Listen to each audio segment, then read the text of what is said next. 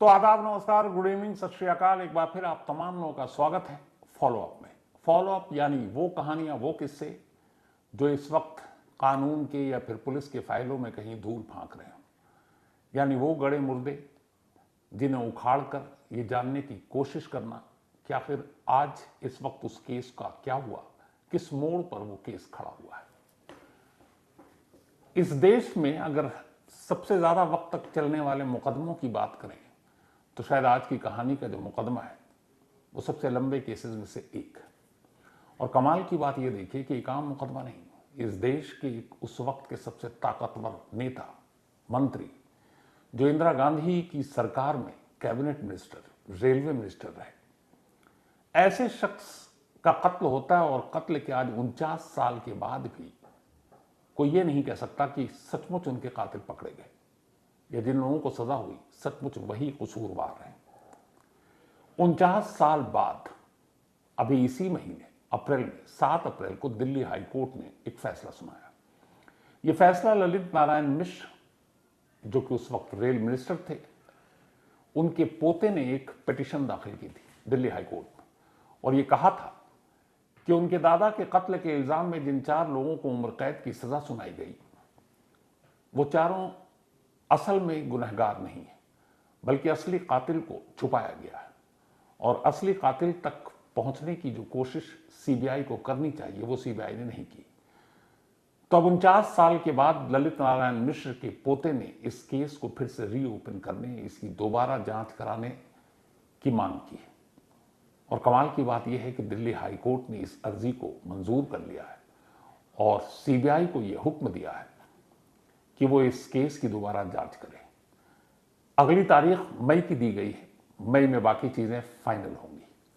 लेकिन कमाल है कि 49 साल से एक कत्ल और उस कत्ल के असली गुनहगार को लेकर कोई फैसला नहीं आ पाया। फैसला आया भी तो इस फैसले के सामने अब लगता है कि वो फैसला अधूरा है।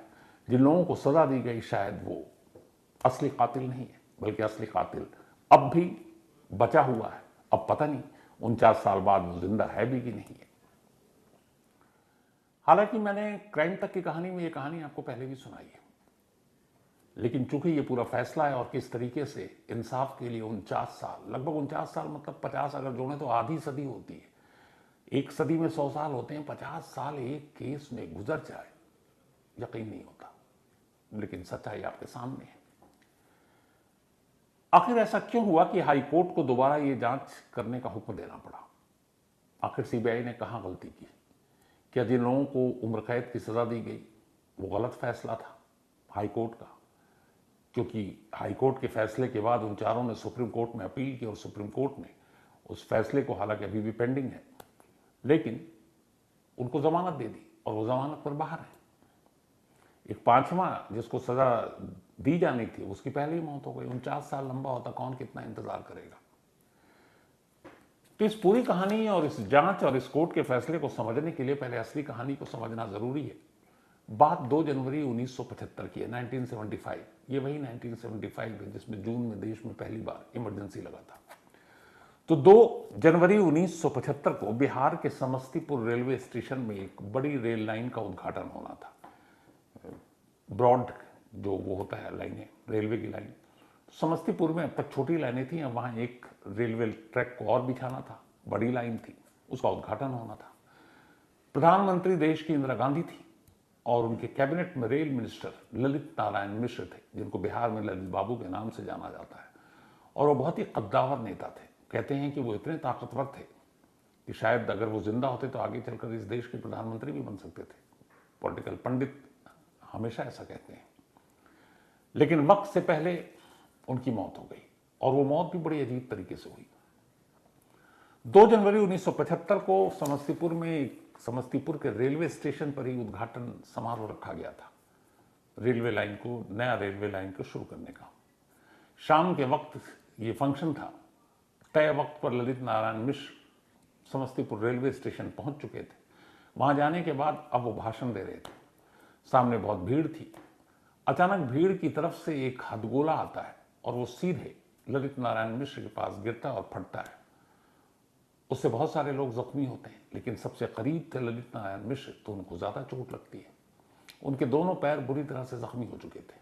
उनके दाएं और बाएं खड़े 2 लोग भी बुरी तरह से जख्मी हो गए। अब भगदड़ मच गई। अभी वो आनंद फानंद में अस्पताल ले जाना है, तो जो सबसे नज़दीक अस्पताल ढंग का था समस्तीपुर से, वो वहाँ से करीब 40 किलोमीटर दूर दरभंगा मेडिकल कॉलेज था। लेकिन बदनसीबी ये कि उस दिन दरभंगा मेडिकल कॉलेज में डॉक्टरों की स्ट्राइक, तो वहाँ वक्त पे पता नहीं इलाज मिले ना मिले। तो कुछ लोगों को तो दरभंगा फिर भी भेज दिया गया। अब बात एक रेल मिनिस्टर की थी, ललित नारायण मिश्र, कद्दावर नेता, तो उन्हें कहाँ भेजा जाए इलाज के लिए। तो फिर ये तय हुआ कि इनको दानापुर भेजते हैं। दानापुर एक रेलवे का अच्छा खासा बड़ा एक तरह से हेडक्वार्टर कहें आप, और पटना से बिल्कुल करीब। तो दानापुर भेजने का फैसला लिया गया। समस्तीपुर से दरभंगा 40 किलोमीटर था, लेकिन समस्तीपुर से दानापुर करीब 135 किलोमीटर के आसपास, और 6 से 7 घंटे का वक्त। खून रिस रहा है, लेकिन और कोई ऑप्शन नहीं। तो युवा की दानापुर के रेलवे मेडिकल कॉलेज अस्पताल जो है, वहाँ ढंग से इलाज होगा। तब इनको फौरन एक ट्रेन में बिठाया गया। साथ में उनके भाई जगन्नाथ मिश्र बैठे और कुछ और लोग। जगन्नाथ मिश्र वही हैं जो आगे चलकर बिहार के चीफ मिनिस्टर भी बने थे। वो ललित नारायण मिश्र के छोटे भाई थे। तो खैर, अब वो ट्रेन चली। जिस ट्रेन को 6 से 7 घंटे में दानापुर पहुंचना था, वो ट्रेन हैरत अंगेज तौर पर 14 घंटे बाद दानापुर पहुंचती है। अब जरा आप कल्पना कीजिए कि एक रेलवे का मिनिस्टर, जो खुद रेल मिनिस्टर, जिसके अंदर में सारी ट्रेनें हैं, और वो एक ट्रेन में घायल है, और उस ट्रेन को जल्दी पहुंचने की बजाय 6 से 7 घंटे, वो 14 घंटे में पहुंचती है। मतलब 7 घंटे डिले। आज के दौर में ये नामुमकिन है। अभी आप कोई भी रेल मिनिस्टर क्या रेलवे का कोई अफसर हो, आप देखिए कैसे ट्रेन भगा देंगे। लेकिन उस वक्त अब ये कोई टेक्निकल फॉल्ट था या जानबूझ करके, या ये भी एक साजिश का हिस्सा है कि अगर वक्त पे शायद ललित नारायण मिश्र पहुंच जाते अगले 5, 6, 7 घंटे में, तो शायद उनकी जान बच सकती थी।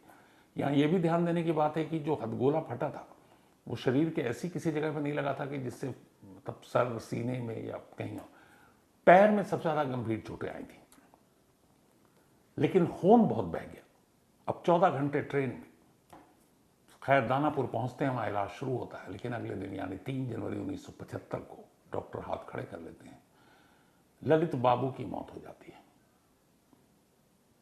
मौत के बाद पूरे बिहार में, देश में मातम पसर जाता है। अब इसके बाद बिहार सरकार, उस वक्त अब्दुल गफूर बिहार के मुख्यमंत्री हुआ करते थे, वो फौरन एक इंक्वायरी बिठाते हैं और सीआईडी को ये केस दे देते हैं। सीआईडी की टीम पहुंचती है, जांच शुरू करती है। लेकिन इससे पहले कि सीआईडी अपना काम करती, अचानक दिल्ली से ऑर्डर होता है और इस मामले की जांच सीबीआई को सौंप दी जाती है। वही सीबीआई जो उस जमाने में नहीं, आज भी उसी के लिए मशहूर है कि किसी केस को ठंडे बस्ते में डालना हो, किसी केस को बर्बाद करना हो, तो सीबीआई को दे दो। तो उसी सीबीआई को अब एक रेल मिनिस्टर के मर्डर की तफ्तीश की जिम्मेदारी सौंप दी जाती है। अब सीबीआई पहुंचती है, तफ्तीश शुरू होती है। अब इसी तफ्तीश के दौरान यहीं से एक खेल शुरू होता है। जब ये सब कुछ हुआ, तब बिहार में एक नाम बड़ा चर्चित हुआ करता था। ये नाम था आनंद मूर्ति बाबा। आनंद मूर्ति बाबा, अब तो खैर ये नाम नहीं सुनाई देता है, क्योंकि एक उस वक्त आनंद मार्गीय हुआ करते थे बिहार में।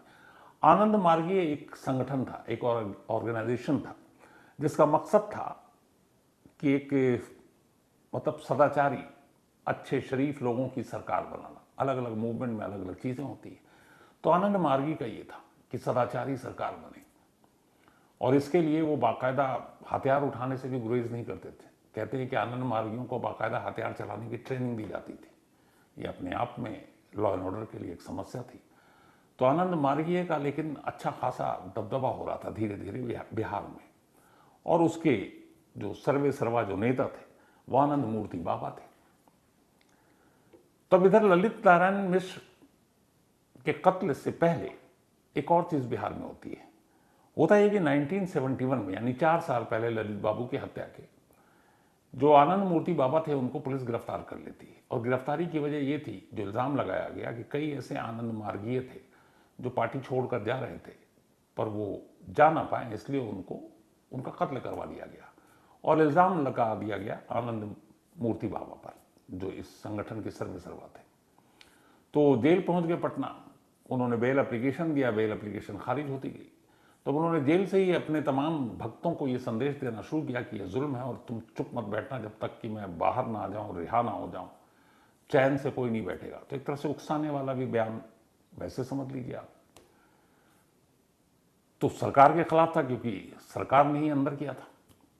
सीबीआई ने जब अपनी जांच की तो और बाकी मोटिव को भुलाकर उसने सीधे सीधे ये कर दिया कि ललित बाबू की हत्या के पीछे आनंद मार्गियों का हाथ है, क्योंकि उनके नेता जेल में थे, उन्होंने वहां से भड़काऊ भाषण दिया, चैन से शांति से मत बैठना, और उन्होंने ही प्लानिंग की। फिर उन्होंने ये भी कहा कि उन्होंने बाकायदा हिट लिस्ट निकाली थी 3 लोगों की, तब आनंद मार्गियों ने कि बिहार में इन्हें मारना है।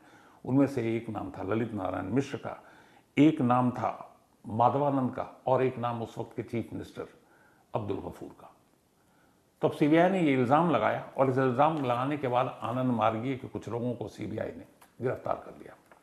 गिरफ्तार करने के बाद कुछ को गवाह भी बना लिया, उनकी गवाही हुई, और इन सब चीज़ों के होने के बाद सीबीआई ने चार्जशीट दाखिल की।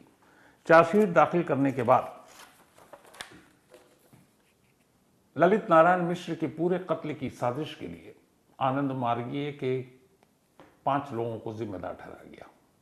उनमें से एक की आगे चलकर मौत हो गई थी, लेकिन बाकी का मुकदमा अदालत में पहुंचा। 1975 की ये बात है, देखिए 1975 से पूरा 75, 80, 2000 आ गया, करीब करीब 39 साल बीत गए, 39 ईयर्स के बाद 8 दिसंबर 2014, यही वो तारीख थी 8 दिसंबर 2014 को दिल्ली की एक लोकल कोर्ट ने, क्योंकि मामला दिल्ली में ट्रांसफर हो गया था, पहली बार अपना फैसला सुनाया एक कैबिनेट मिनिस्टर के कत्ल के इल्जाम में।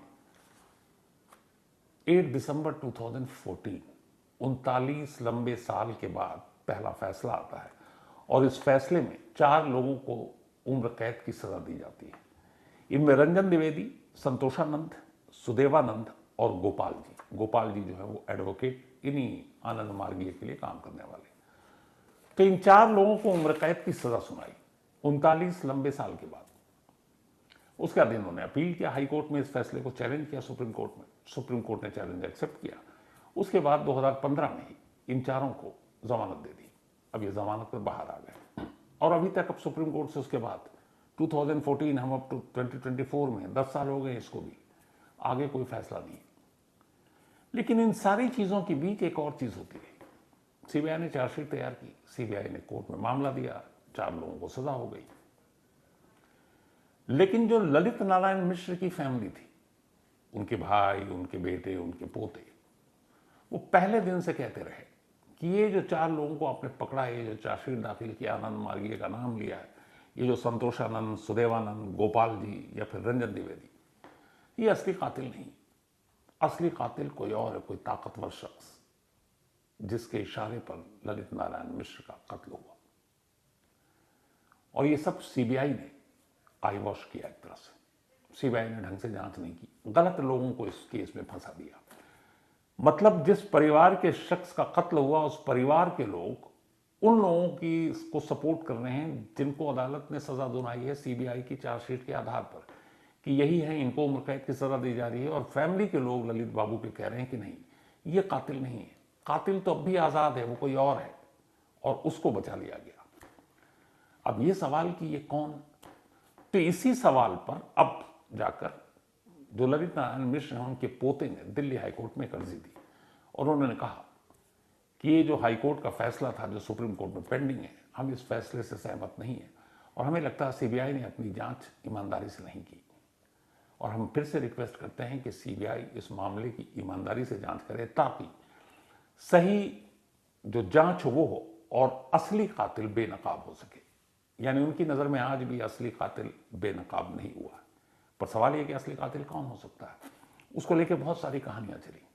एक हुआ कि बहुत पावरफुल होते जा रहे थे, शायद आगे चलकर दिल्ली की गद्दी पर बैठ सकते थे, तो ये पॉलिटिकल किलिंग भी हो सकती है।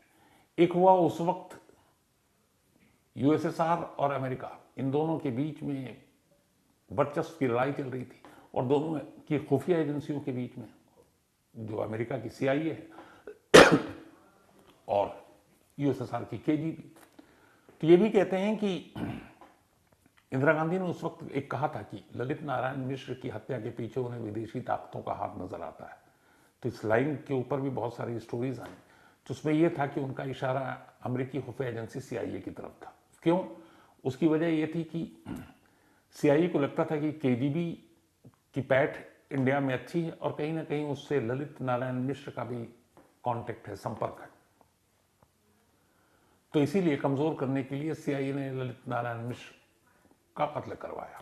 हालांकि सब कई इस पे बुक भी आई हैं, लेकिन असली थ्योरी जो है वो आज तक क्लियर नहीं हो पाया कि असली वजह क्या थी।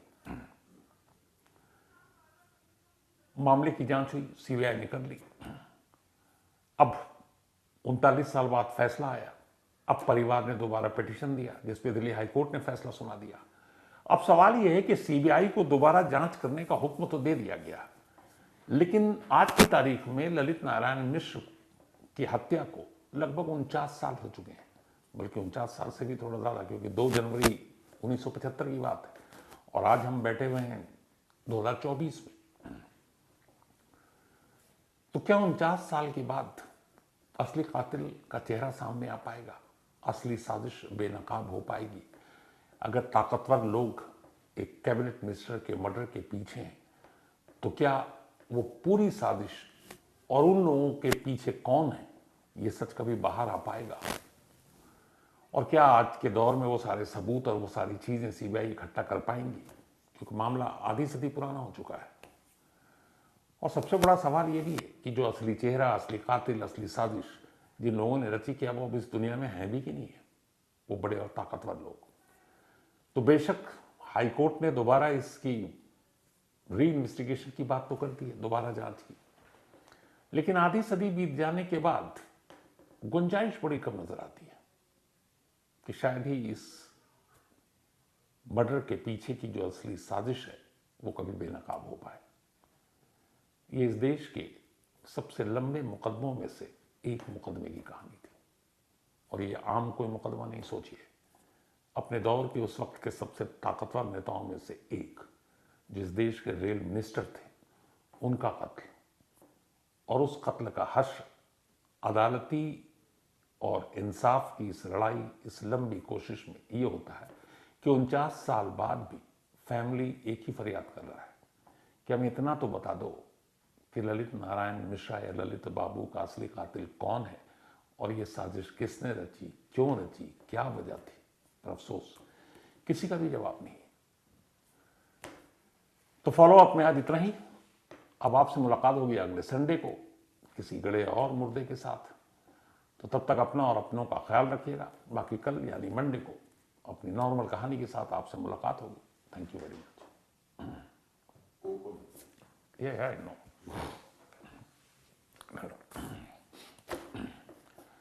तो आदाब, नमस्कार, गुड इवनिंग, सत श्री अकाल। एक बार फिर आप तमाम लोगों का स्वागत है क्राइम कहानियां विद शम्स में। इस देश में जो मुकदमे दोबारा शुरू होते, तो आदाब, नमस्कार, गुड इवनिंग, सत श्री अकाल। एक बार फिर आप तमाम लोगों का स्वागत है क्राइम कहानियां विद शम्स में। आज की कहानी एक ऐसे मुकदमे की जो लगभग आधी सदी बीत चुकी है, लेकिन अब भी उसके फैसले का इंतजार है। आज की क्राइम कहानी एक ऐसे कत्ल की जिसमें अदालत ने अपना फैसला तो सुनाया, लेकिन जिसका कत्ल हुआ खुद उसके अपने परिवार वाले उस फैसले से सहमत नहीं है। मामला उल्टा है कि अदालत ने जिन 4 लोगों को उम्र कैद की सजा दी, जो मरने वाला उनका परिवार ये कह रहा कि नहीं, ये चारों बेकसूर हैं, बल्कि असली कातिल कोई और है, असली साजिश कुछ और थी और उसको बेनकाब किया जाए। 49 साल के बाद एक कत्ल के मामले में जिसका कत्ल हुआ, उसके परिवार के लोग दिल्ली हाई कोर्ट का दरवाजा खटखटाते हैं और कहते हैं कि 49 साल पुराने इस मर्डर केस की दोबारा से जांच हो। और कमाल की बात यह है कि दिल्ली हाई कोर्ट इस बात को मंजूर भी कर लेती है और सीबीआई को हुक्म देती है कि 49 साल पहले हुए उस कत्ल की एक बार फिर से जांच की जाए। यह कत्ल कोई आम कत्ल नहीं, यह कत्ल किसी आम इंसान का कत्ल नहीं, बल्कि अपने दौर के उस वक्त के सबसे ताकतवर नेताओं में से एक, इंदिरा गांधी की सरकार में रेल मिनिस्टर रहे ललित नारायण मिश्र, जिन्हें प्यार से लोग ललित बाबू भी कहते हैं, उनके कत्ल की कहानी है।